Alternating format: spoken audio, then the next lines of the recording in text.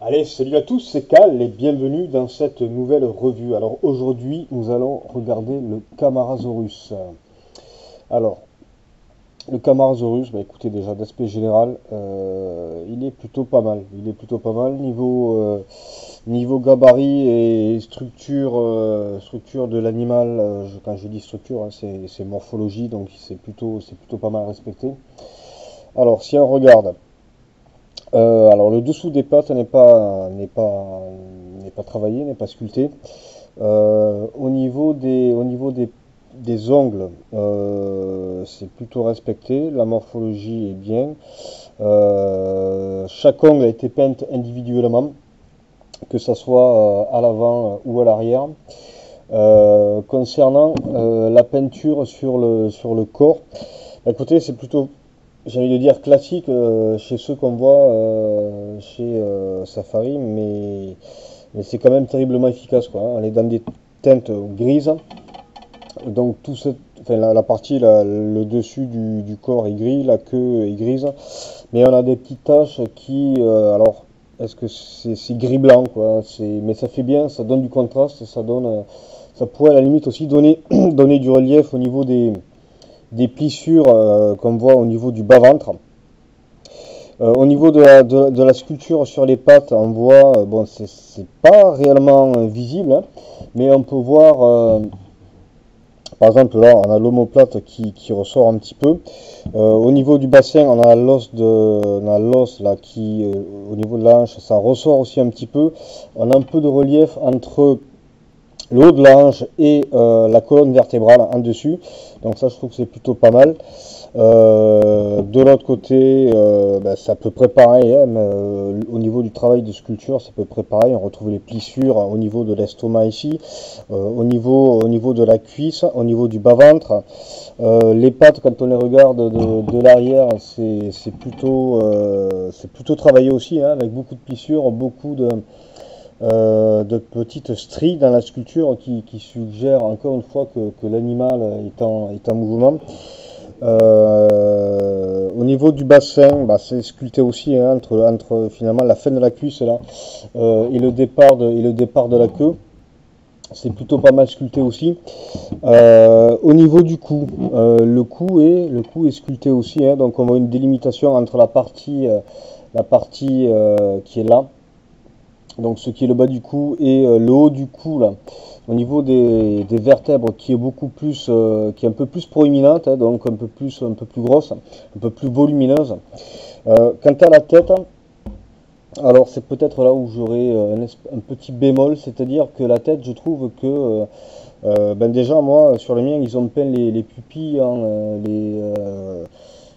enfin non pas les pupilles, hein, mais le blanc, enfin oui, ce qu'on peut appeler le blanc de l'œil, est là peint en couleur dorée. J'aurais préféré avoir du jaune plutôt que du doré, sinon elle, la pupille est noire. Au niveau de la tête, je trouve qu'elle est quand même assez fidèle à celle de l'animal. On voit là la fin du crâne, hein, de la mâchoire, la fin de la mâchoire inférieure. Au niveau des dents, bon, on voit que ça a été sculpté un petit peu. Bon, là, sur le mien, sur mon exemplaire, il y a un manque de peinture vers la fin des dents. Plus on va vers la gorge et moins ça a été peint, on dirait. Mais sinon, bon, à part ça, hein, c'est plutôt pas mal, hein. Bon, là, il y a une petite chiure au niveau de la peinture, mais ça arrive vu que ça a été peint logiquement à la main. Sur le dessus du crâne, on retrouve bien la bosse caractéristique au-dessus du museau du Camarasaurus. On retrouve là les deux trous, enfin là le trou et l'autre de l'autre côté pour respirer. Donc c'est les narines. Au niveau de la queue, écoutez, je trouve qu'elle est un peu, peut-être que sur cette partie, elle est un peu trop rectiligne. J'aurais peut-être vu un peu plus de mouvement à ce niveau-là. Heureusement, sur la fin, c'est compensé par un petit mouvement de la queue qui se relève. Alors le plastique est plutôt, je dirais pas qu'il est super souple, hein, c'est pas non plus du soft plastique, mais c'est quand même malléable, si je peux dire. Bon, après, je vais pas m'amuser non plus à exagérer et à la torturer dans tous les sens parce que ce genre de plastique était plutôt fragile pour l'époque, hein. C'est une figurine qui est pas, bon, elle est pas super vieille, mais elle n'est pas non plus toute récente. Alors, au niveau mensuration, qu'est-ce que ça donne? Alors, au niveau hauteur, au niveau de la tête, on est sur du 17 cm. Et au niveau longueur, on est sur du 36 cm et demi. Donc c'est un sauropode qui est plutôt pas mal, quoi. Niveau gabarit, c'est plutôt pas mal.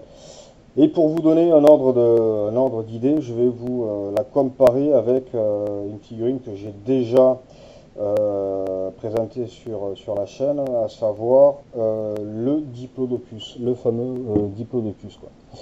Alors là, je vais peut-être reculer un peu. Je ne sais pas si le Diplodocus va rentrer. Non, il ne rentre pas, mais c'est vrai qu'il est trop long celui-là. Donc on voit qu'au niveau du gabarit, bah, c'est plutôt pas mal, quoi, hein. Peut-être que alors, je sais pas si c'est l'effet d'optique, mais vu la caméra, on voit à peine le dos du Camarasaurus qui dépasse là. Normalement, il devrait dépasser un peu plus. Mais de l'endroit où je suis, oui, non, quoi que c'est vrai que. Non, mais la caméra elle est un peu, elle est placée plus basse que les pattes des animaux, donc forcément, c'est pour ça que ça donne ça. Mais là, moi, je suis placé en dessus de la caméra et je suis à hauteur, ouais, enfin, à hauteur d'homme, si je puis dire. Et on voit que le Camarasaurus est un peu plus gros vu d'ici, quoi. Donc, c'est peut-être un effet d'optique. Mais bon. Les deux n'ont pas été faits pour être à la même échelle. Mais je trouve que les deux à côté, ça marche plutôt pas mal, hein. Honnêtement, ça marche plutôt même bien, quoi.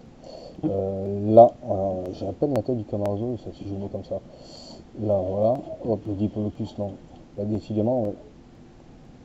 Ouais, voilà. On voit un peu mieux le gabarit des deux animaux, quoi. Voilà, voilà.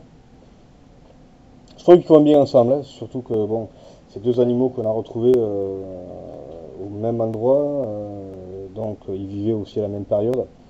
Donc sur un diorama, honnêtement, sur un diorama, ça passe super bien, quoi. Voilà. Bon, écoutez, c'est une figurine qui malheureusement n'est plus en fabrication, donc c'est assez rare de se la procurer. Néanmoins, ça reste possible, mais bon, il est possible, enfin, c'est même sûr et certain que vous n'allez pas la trouver à très bon prix, ou alors, si vous avez de la chance de tomber, il faudrait vraiment avoir la chance de tomber sur un mec qui connaît rien et qui vend ça, voilà, qui sait pas ce qu'il vend, quoi.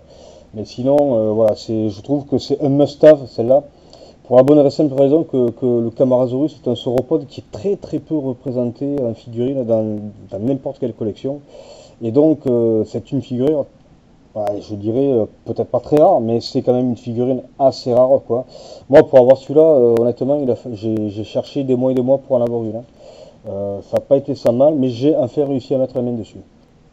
Bon, mais écoutez, voilà, c'était tout pour cette revue. Et je vous dis à la prochaine. Ciao, ciao!